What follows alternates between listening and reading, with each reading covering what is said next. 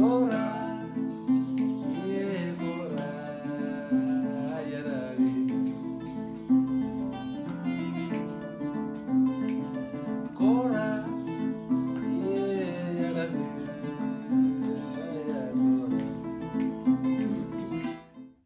family. I'm Stephanie Wade. I'm Habasia, coming to you this morning from my kitchen in Galveston, Texas, with the motherland on my mind, as usual. How y'all doing today? I hope y'all are all doing very well. I looked at this movie last night, and I'm watching it again today. I'm not going to say the name of the movie because I know I don't want no copyright things or nothing else. But the movie is so funny, y'all. Just came out, I think, yesterday. And I found out that one of my friends that's a drummer, Babalawa, in Houston, he's in the movie, playing his drum. So now I'm watching it so I can look at the drum scene and stop it so I could see him in it. But anyway, it's a good one because it's one of those where you think, do Africans love African Americans? Do African Americans love Africans? And it's just an individual comparison like thing that really kind of toys with that question, It toys with it because subliminally people give out those messages, and maybe not even subliminal. Some of it is just outright, But it's an individual thing, If you think that somebody loves you, likes you, or whatever. In my lifetime, I can say mine was all on an individual level, but over and over and over. But that's how I choose to live my life, I guess. I never knew anybody from the motherland until I met my ex-husband. And when I met him, y'all, I just thought he might have been from the islands or something. I just knew he wasn't from Texas,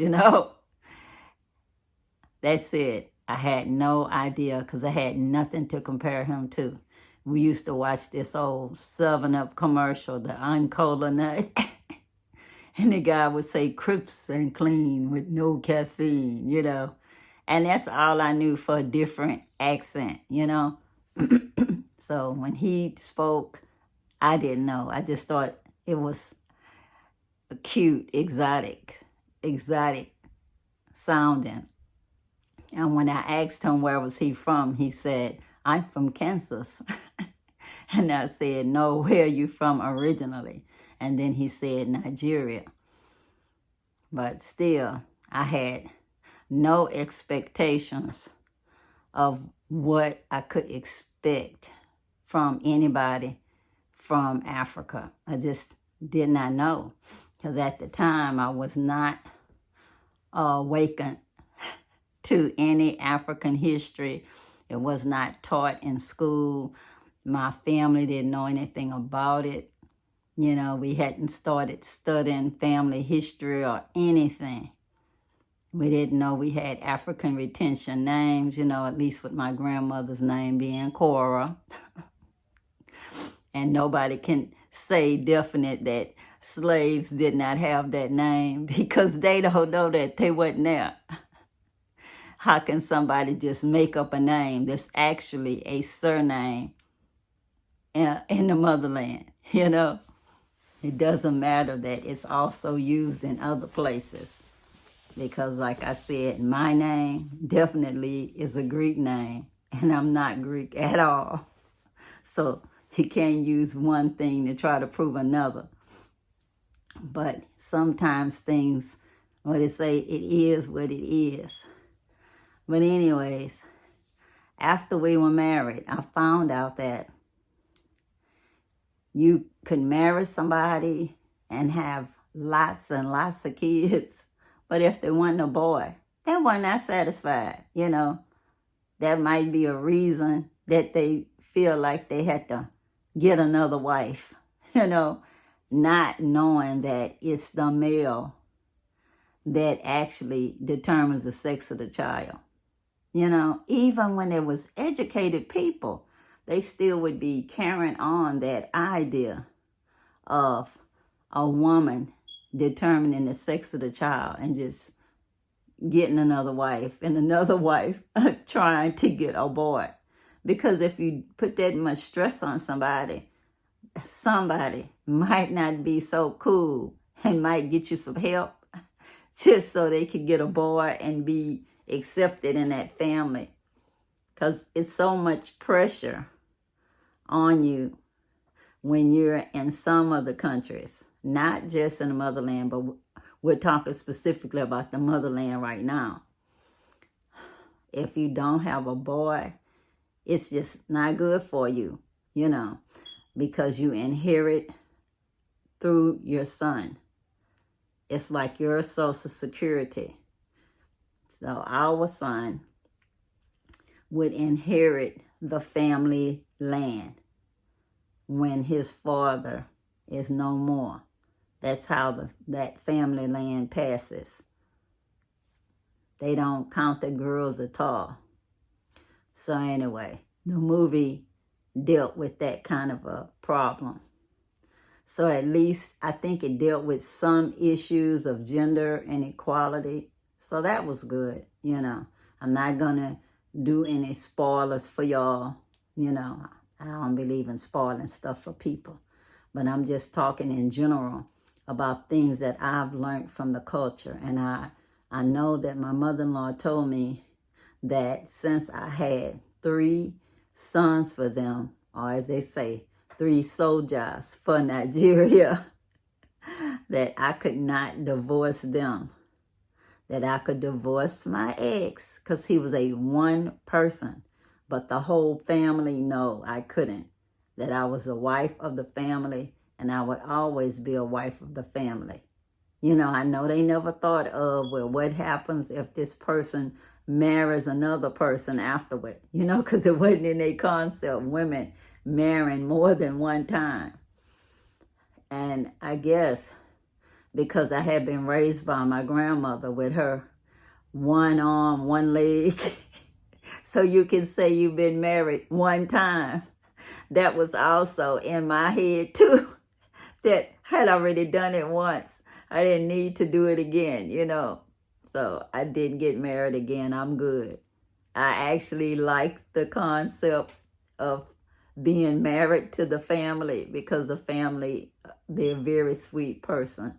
So for my experience, the Africans that I know love this African American, and I love them right back.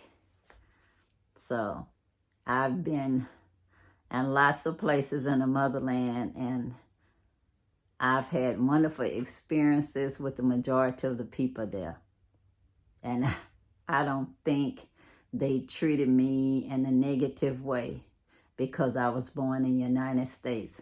If anything, I was treated as an elite when I was there, you know, instead of being treated worse than. I was actually treated on the top ladder, you know.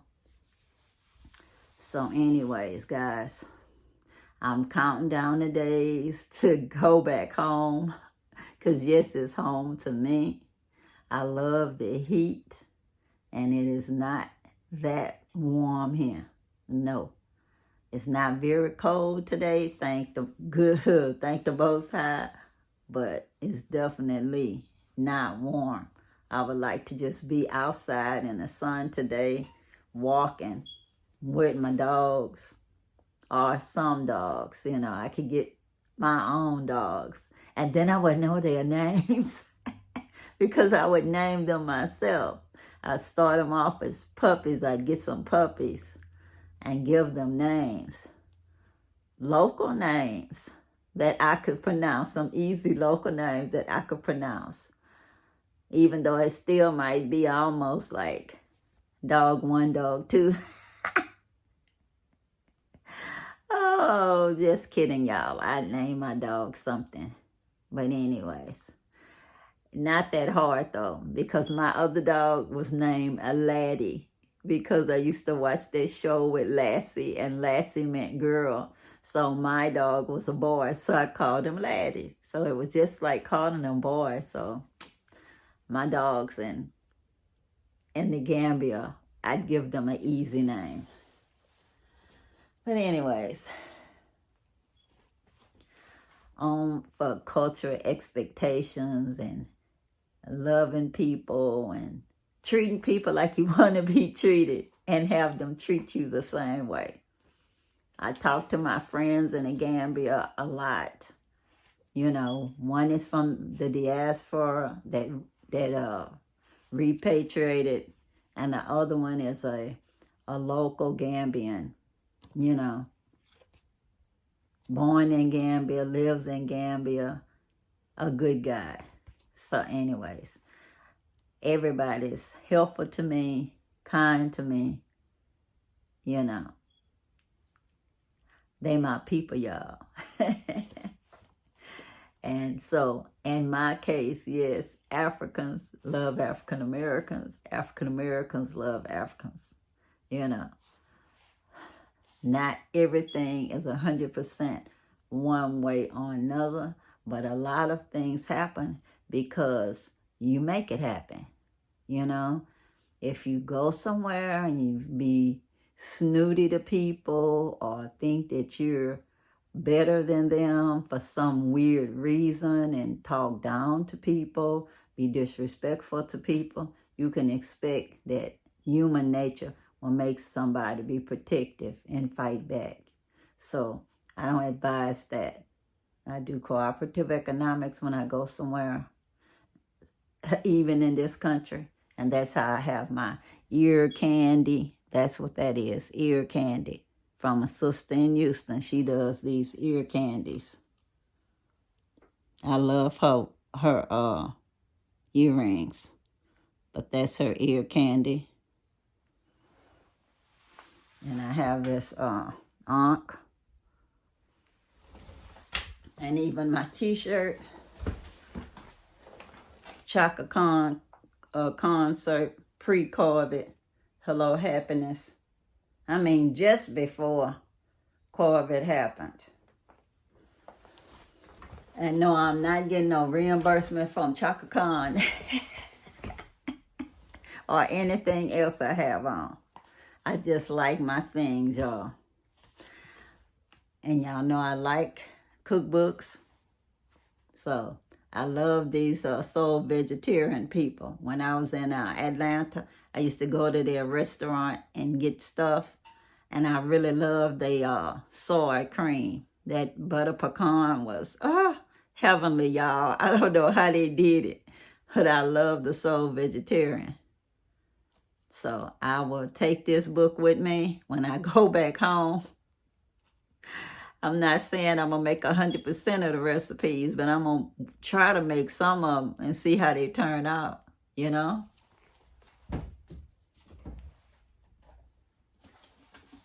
And these spicy, tasty, vegan people, which is Mama Nasira Aguila and Dr. Gregory Joe Bledsoe. I actually met them at Motu in the Gambia, and they gave me their card. But I ordered their book online. No, I'm not getting reimbursement from them. It's just cooperative economics. I saw them on a video, and I'm like, I'm going to order that book. They say it's on, online, and I ordered it. But anyway, I'm bringing this back with me too. Because not all the time you want to be running to any restaurant, no matter how good the food is, I limit my time because I be trying to make my money stretch too, y'all. I like to be cooperative, but I have to cook some food at home too. But yeah, I bought both of their books. So we'll see. And I'm going to be going with me when I go back. And this is one of my bracelets too, y'all. which was just probably from a resale shop or something. I'm just guessing. I just like loud stuff, whatever is loud. Okay. I'm starting to do quilting. I wish I would have had this one finished when it was freezing here, but unfortunately it wasn't done yet. But this fabric actually came from Nigeria. I got a skirt and a blouse made from this fabric, and it's two different fabrics, same design. And I thought it would make a good quilt because it was the leftover fabric. And it did. And then this came from another outfit that I got made in Nigeria. And you see, I just do the big stitch for the quilting. That's all, big stitch. The quilt, it's going to be, just say, probably like a twin bed size. But I was so happy that I could actually follow some directions to get it to look the way I wanted it to look. I had to actually plan it out before I put it together. And so I laid it across my bed. But yeah, y'all, it's actually a regular design on how it is. You can even see the way it is, how it lays out. Very, very cool. Learning how to do quilting. And see, I just outlined my horses when I was doing the hand stitching. That's called big stitch embroidery. Well, not big stitch embroidery. Big stitch quilting, hand quilting, because that's what I want to do. Hand quilting. And then the back of it is very simple, but when you do it right, it actually is pretty on it. Opposite side too. It's just as pretty on one side as another. And I get excited when I see that some of the stuff I'm doing actually is turning out right. So I will continue to work on this blanket. It's actually relaxing when I do the hand stitching. At least for me, it's relaxing. And of course, this hobby, I was learning at the 50 Plus program before all of this stuff happened, when we was actually going to class. And you see, it's a big old package I have with some of the tools that I need to do my quilting. So every hobby is an investment. So I try to keep everything together so I can work on each piece. Sometimes it gets misplaced by others, but I did find when I needed to work on this quilt. And then when I'm done with that, I have to put the border on it. I know I could have done it a different way, but it's easier to work with in sections. And you can quilt as you go, and that's what I decided to quilt as I go. But after I put it together initially, I had to get that design right. And I did. So I got the design right. I sewed it on a machine first to get all the blocks together. And then to do the quilting part, I'm just hand stitching all of that. So anyways, I just decided to share that with y'all. I have lots of hobbies, as y'all know, because I'm trying to keep from getting Alzheimer's or organic brain. So I'm doing more, I'm learning new things so I can have more neural pathways. And even if you get something, as they say, if you have more neural pathways, that other part of your brain will be working. And so you shouldn't have the symptoms showing. At least that's what the studies have been saying. all the documentaries I've been seeing, all of the books I've been seeing, is like you just keep building more neural pathways by learning new languages, interacting with lots of people. That's why I really love interacting with y'all guys. Keep the good comments flowing. Ask me questions, and I will answer you on the video. Because when I come to do these videos, it's not scripted, y'all. But I'll talk to my friend in Gambia today, and I was watching that movie last night. And so it just stimulated me to talk about cultural expectations and do we love one another? Because I have heard some of my friends say they feel no connection when they visit, but that person that was saying one of those comments went on a group tour with lots of people. And I'm telling you, from my experience, when you're on a group tour, you don't really get to interact with the people other than the people that's on the tour with you. Whether you fly there and then end up on a bus with that group, that's who you learn to interact with. You don't get to meet the people on the ground that actually live there. The people that you meet that live there are the people that say your tour guide maybe, or the people that's working at whatever restaurant or whatever. And that's not the same as building relationships. It's just not, And when I went, just say, to the Caribbean islands and Haiti, I didn't get to interact with the people there at first because I was with a group, with their cruising into history, and that's who I learned to interact with because I was on a ship with them, and I got to meet them on the ship, and we was together almost 2 weeks. So that's who I learned to have relationships with. I didn't get to meet anybody on the ground.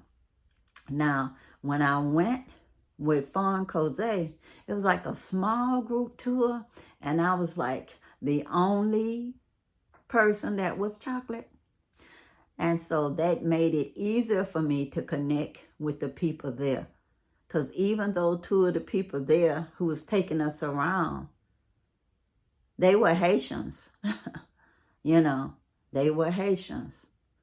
So I got to interact with the people on the ground that took us around. Because even though the other people was there, they just didn't have that same connection with the other folks. The other folks was actually building relationships with each other. But since I didn't have that much in common, not that they didn't speak to me and all of that, they did. But it just wasn't the same interactions. And then just say when I went to the,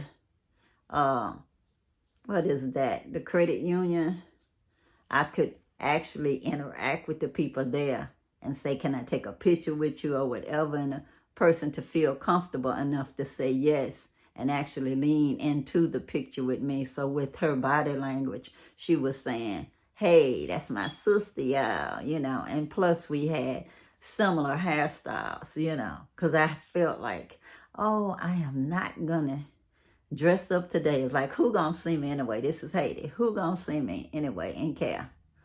And the lady that went to the credit union had her hair the same way as mine. The only difference is she had her hat on, her sun hat, and I didn't have a sun hat on. But I just thought it was so cool that we had similar hairstyles. So that meant that the hairstyle even was an African retention, just regular old plaits, As after you have your little plaits in your head, when you're in the mood, you're going to take the plaits out and pick your hair out, It just makes it easier. But usually, at least I don't usually wear my plaits in public. But I felt like since I was in Haiti, I thought that nobody that I knew would be seeing me. So I didn't care. I was just tired. Then I just was so excited when I saw that it was actually a style there that they actually wore in public. I guess kind of like wearing house shoes in public. A lot of people go everywhere with their house shoes. And I'll be wearing my house shoes at home, so everybody's different. And I know when I was in Tulsa one time, they was wearing their pajamas to the store.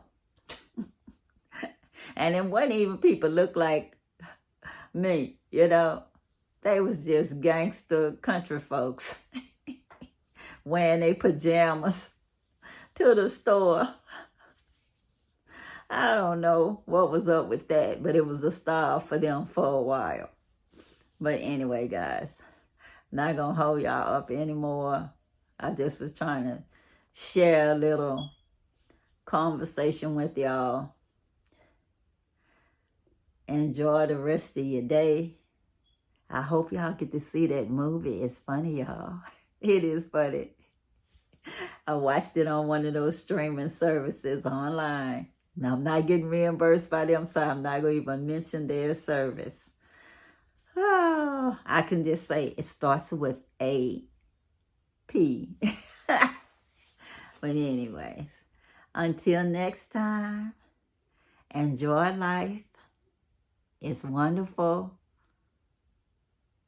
Laugh as much as possible. Tell somebody that you love them, whether it's agape or not, is you and them will decide. But anyway, y'all, peace, peace, power to the people. And I'm out, y'all. Bye.